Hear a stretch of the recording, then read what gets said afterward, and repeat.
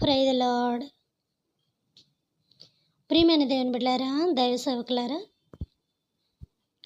నా Facebook, YouTube, WhatsApp friends అని మీ అందరికీ కూడా నాకు హృదయపూర్వకమైన ధన్యవాదాలు చెల్లించుకుంటున్నాను.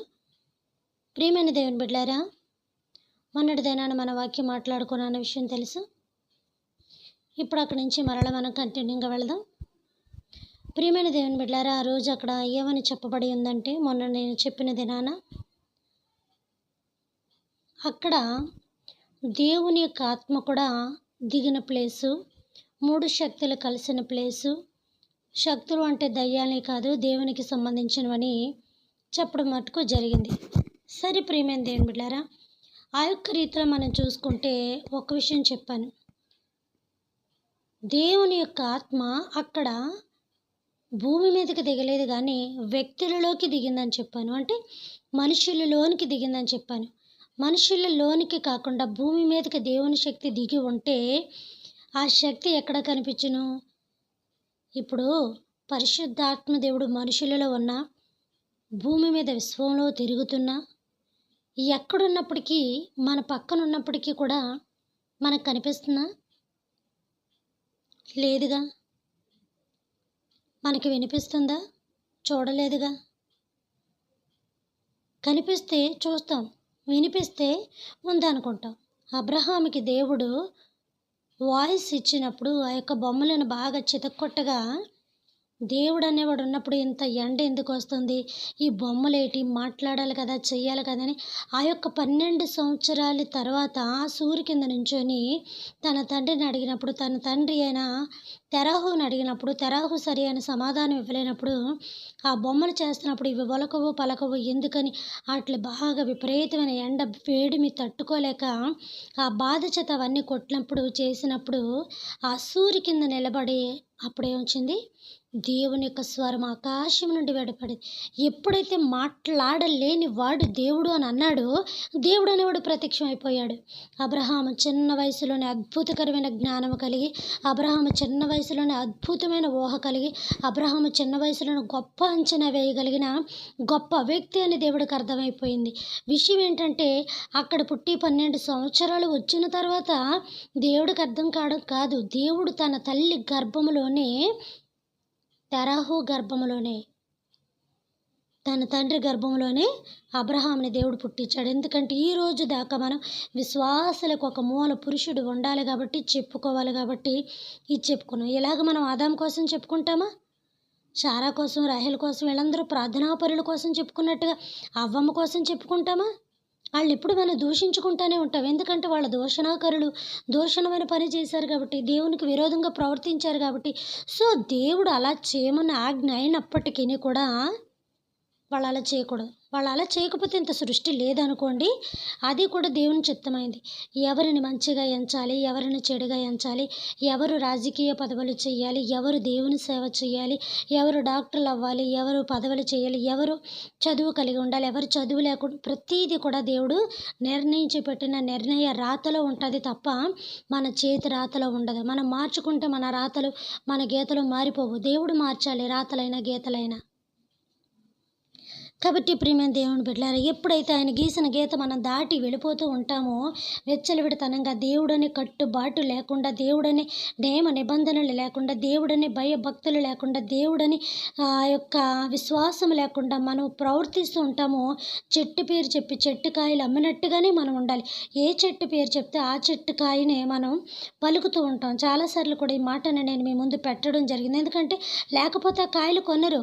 మామిడికాయలు పెట్టి జామ చెట్టుని చెప్పిన, జామకాయలు పెట్టి మామిడి చెట్టు చెప్పిన వీడికి పిచ్చింది అనుకుంటారు. అలాగే మనం దేవుడి పేరు చెప్పి దేవుడి పని చేస్తున్నామా, లోకంలో తిరుగుతున్నామా, లోకానుపరం చేస్తున్నామా?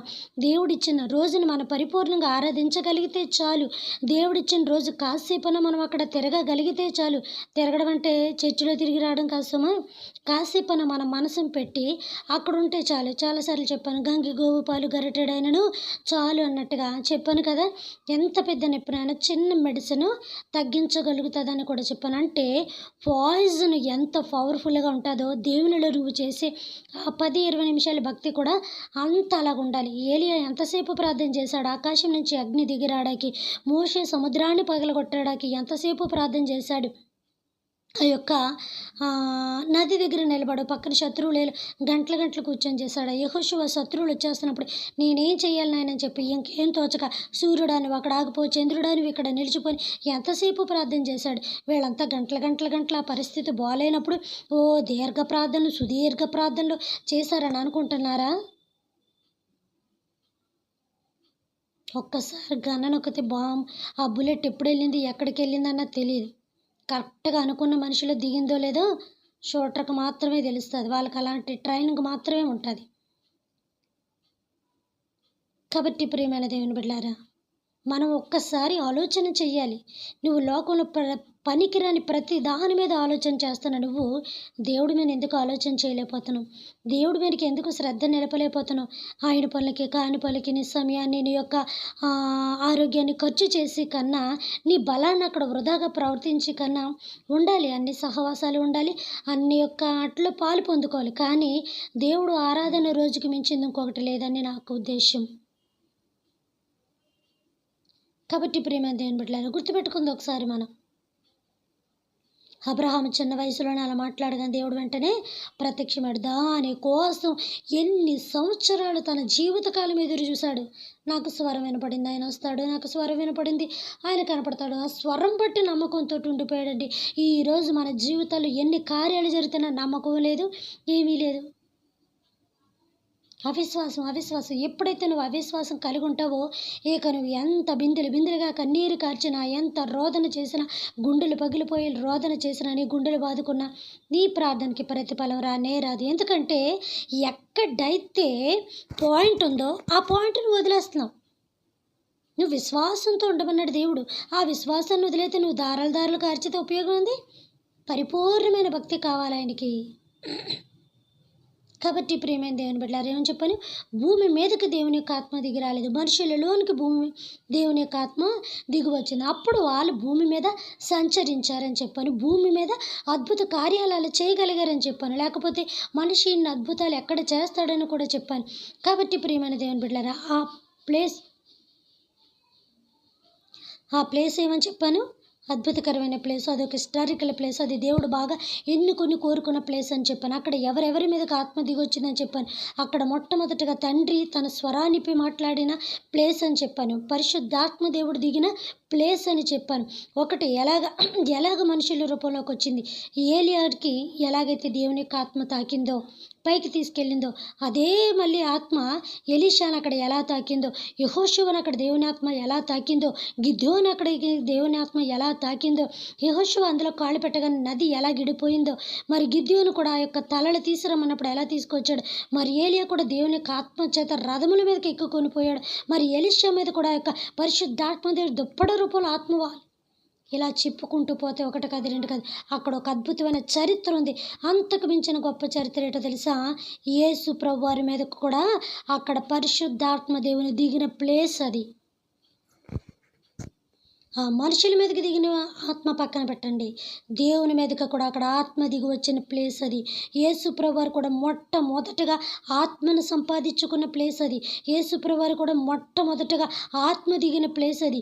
మొట్టమొదటిగా తండ్రి మాట్లాడిన ప్లేస్ అది. మొట్టమొదటిగా దేవునికి ఆత్మ దిగిన ప్లేస్ అది. మొట్టమొదటిగా యేసు ప్రభువారు దేవునికి ఆత్మను తనలోనికి రప్పించుకొని దేవుని ఆత్మ సరాసరి ఆయనలోకి దిగిన ప్లేస్ అది. అక్కడి నుంచి ఆయన అద్భుతములు చేయడం స్టార్ట్ చేశారు.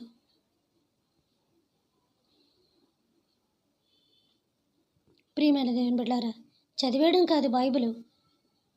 మీ దైవజనులు ఇలాంటివి చెప్పలేదా? ఎన్నిసార్లు చెప్పుండరు మీకు? మీరు ఎప్పుడన్నా విన్నారా?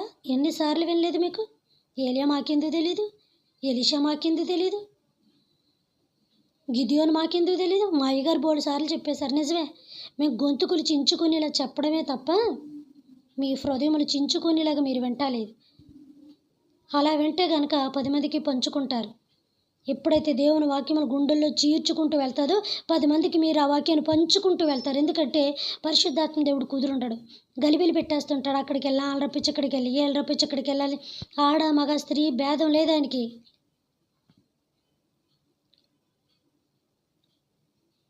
ప్రియమైన దేవుని బిడ్డలారా, బైబిల్ చదివేటప్పుడు ప్రతి ఒక్క పాయింట్ కూడా మనం గమనించాలి. మీకు విషయం చెప్పిన, ఒత్తు కూడా విలువైనదే దేవుని విషయంలో. ఒత్తు లేకపోతే పట్టు ఉండదు. అలాగే ఏ చిన్న అక్షరం వదిన, ఏ చిన్న ఒత్తు మనం తప్పు పలికినప్పటికీ కూడా దేవునికి అర్థం మారిపోతూ ఉంటుంది.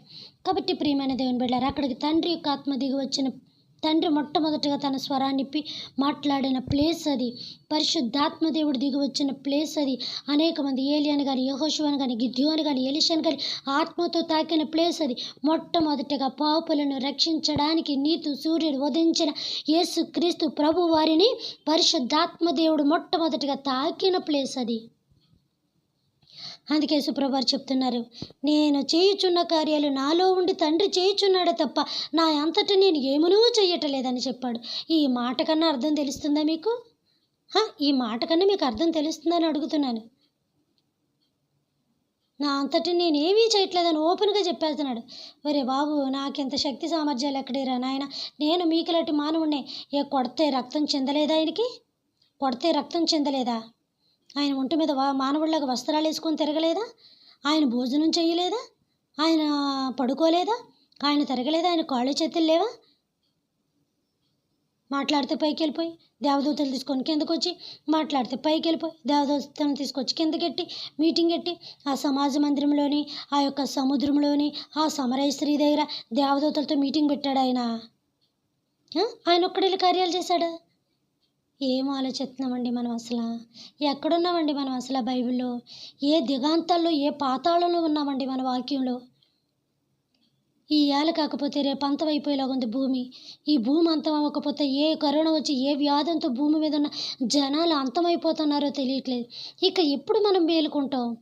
మేలుకోండి మేలుకోండి అని దేవుడు చెప్తున్నాడే. నేను దొంగ వచ్చినట్టు అస్సలు ఒక దేవుడు అలాగ పోల్చుకోవచ్చా? మళ్ళీ ఒక కుక్కతో సరదాగా పోల్చిన, ఒక నక్కతో పోల్చిన, ఒక పిల్లితో పోల్చిన ఎంత ఫైర్ అయిపోతామో, మామూలు ఫైర్ కాదు. నిజంగా పెట్రోల్ కూడా అంత గమ్మున ఫైర్ అవ్వదేమో అగ్గి పుల్లేస్తే. మనం అంత గమ్ము, నేను కుక్కలా కనపడ్డానా, నేను పిల్లి నక్కలా కనపడ్డానా, నేను కోతి ఎలకలా కనపడ్డా, మొత్తం చదివేస్తాం, జాతకం అంతా చదివేస్తాం. ప్రియమైన దేవుని బిడ్డలారా, ఆలోచన లేని మన బ్రతుకులు కోసం దేవుడు ఒక మాట చెప్తున్నాడు. మీకు అసలు బుద్ధి ఉందా? మీకు అసలు జ్ఞానం ఉందా? పశువులకున్న జ్ఞానం కూడా లేదా అని దేవుడు యెషయాలో మాట్లాడుతున్నాడు.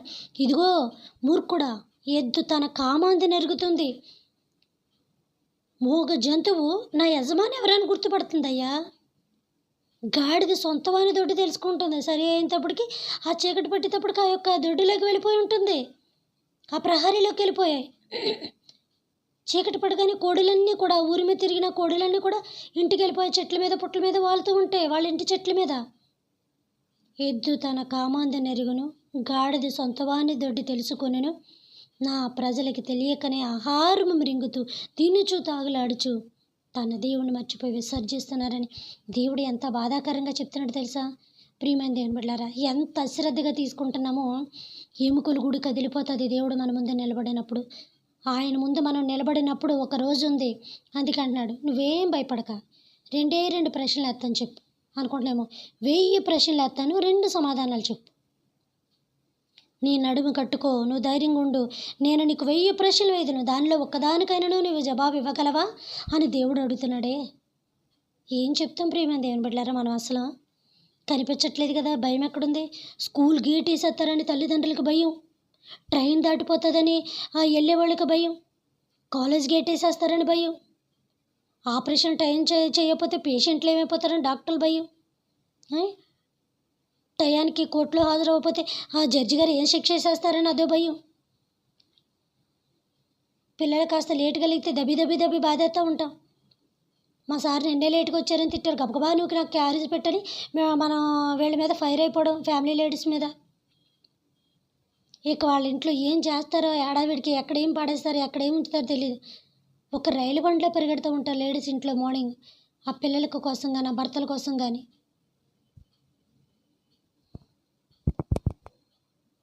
ఈ నాట్ల మీద ఉన్న భయం దేవుడి మీద ఎందుకు లేదర్రా? ఎందుకంటే ఆయన గేట్ వేయడు కాబట్టి, ఎందుకంటే టీచర్లాగా ఆయన కొట్టాడు కాబట్టి, ఎందుకంటే జడ్జి గారిలో జైల్లో వేయరు కాబట్టి, ఎందుకంటే లాయర్ గారిలాగా తేడా ఉండరు కాబట్టి. లాయర్లను వాళ్ళకి వాళ్ళకన్నా గౌరవం ఇవ్వకపోయినా, ఇది చేయకపోయినా కూడా ఇవ్వాలి. న్యాయవాదులు కన్నప్పుడు కానీ, డాక్టర్లు కానీ, వీళ్ళకి కానీ వాళ్ళకి కానీ మనం గౌరవం ఇచ్చి మర్యాద ఇచ్చి వాళ్ళ మీద ఉన్న భయము కొంచెం నా దేవుని మీద మనం పెట్టగలిగితే, టైంకి ఆపరేషన్ చేయకపోతే ఏమైపోతారని డాక్టర్లకు బతులాడతాం, కాళ్ళు పెట్టేసుకుంటాం. నేను ఒకప్పుడు నా భర్త కోసం డాక్టర్ కాళ్ళు పెట్టేసుకునే రోజులు ఉన్నాయి. ఆయన ఎలాగైనా బ్రతికించండి అని ఆయన కాళ్ళు పట్టుకొని గొక్క పెట్టి చిన్నపిల్లలకి ఏడ్చిన రోజులు నా జీవితంలో.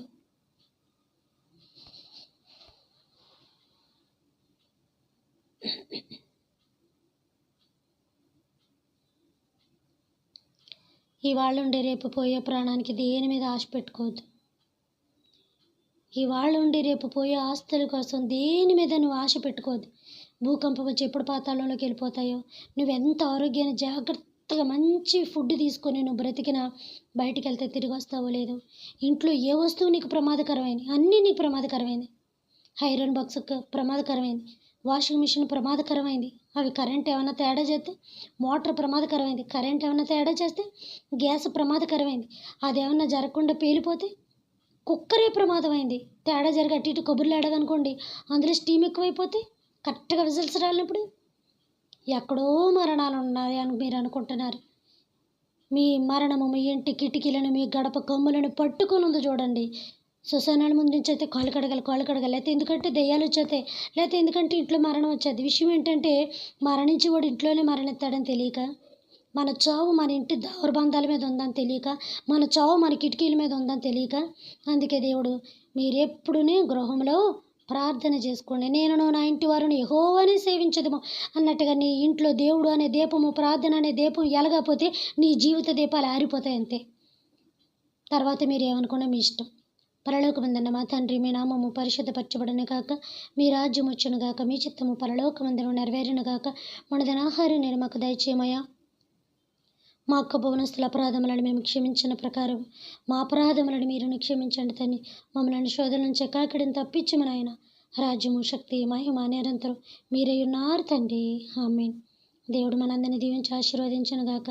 Good night.